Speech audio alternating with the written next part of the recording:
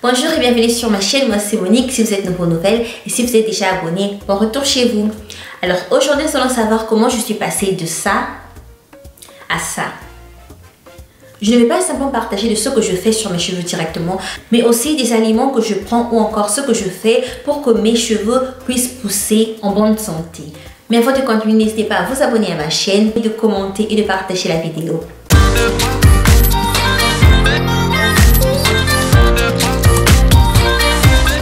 Là, je vais parler des choses que je fais sur mes cheveux directement. Le numéro 1, c'est que je lave mes cheveux une fois par semaine.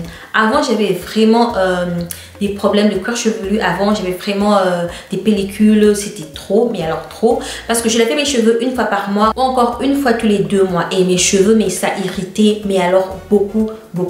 Ce que je fais maintenant, donc depuis que je suis revenue au naturel, je lave mes cheveux une fois par semaine. Et ça, vraiment, ça me va, mais alors très bien. Là, je n'ai plus de cuir chevelu qui gratte. Et ça me va comme ça, donc je lave mes cheveux une fois par semaine.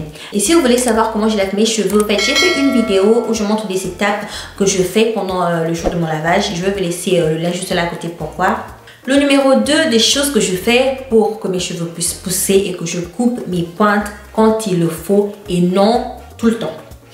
Oui, nos cheveux poussent. Vraiment, là, il n'y a pas de question. Nos cheveux poussent. Mais alors, si vous coupez vos pointes tous les mois ou encore tous les 2 mois, donc vous n'allez que couper tout, en fait. Vous allez couper même la pousse qui vient juste à peine de pousser. Donc, vous allez tout couper. Et à la fin de l'année, quand vous allez voir, oh, mes cheveux n'ont pas poussé, il n'y a pas eu de pousse et tout, parce que vous avez tout coupé, en fait.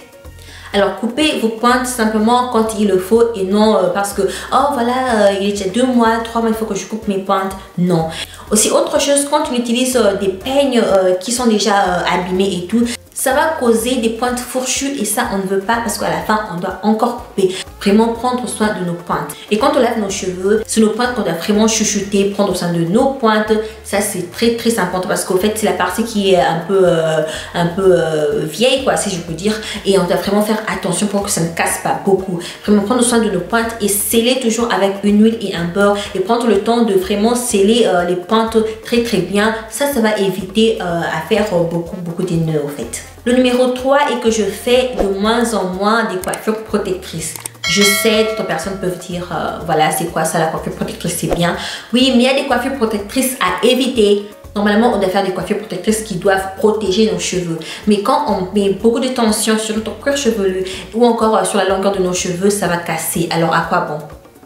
Souvent, je fais les high bun. Là, mes pointes sont aussi protégées. Si vous n'avez pas vu comment je fais ça, en fait, j'ai une vidéo où je vous montre comment je le fais. Je vais vous laisser le lien juste là à côté aussi pour voir. Ça, c'est bien parce que ça protège et mes pointes et mes cheveux. Et de temps en temps, le week-end, cela veut dire 1 à 3 fois par semaine, je peux laisser mes cheveux à l'air libre comme ça. Ou soit je peux faire des flat twist out. Ou soit je peux simplement faire des tresses, mais des tresses qui ne vont pas mettre de la tension sur mon cuir chevelu. J'ai aussi fait une vidéo, je pense bien, où je montre comment je fais ma coiffure protectrice. Je vais vous laisser le lien juste là à côté pour voir. C'est juste 2 tresses comme ça et c'est simple, c'est rapide aussi et facile.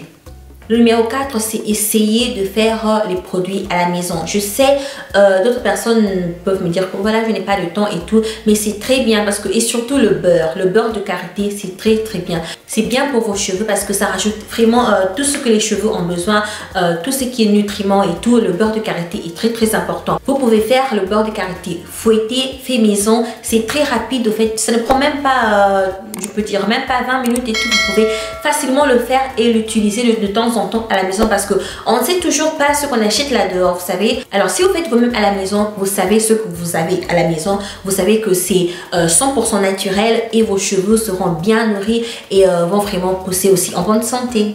Le numéro 5 et le dernier, c'est ne laissez pas n'importe qui toucher vos cheveux. Il faut savoir, je sais, plusieurs personnes oublient ça dehors. En fait, il y a une partie de spiritualité dans l'humain. Donc, il y a d'autres mains qui peuvent bénir vos cheveux. Oui, je le dis, bénir vos cheveux. Et d'autres mains qui peuvent aussi, comment je peux dire ça, les couper au fait. C'est pour ça que souvent, c'est pour ça que ça m'a aussi poussé à faire des choses moi-même, de moi-même aussi, surtout quand il s'agit de mes cheveux. Je ne laisse pas n'importe qui toucher mes cheveux. Voilà.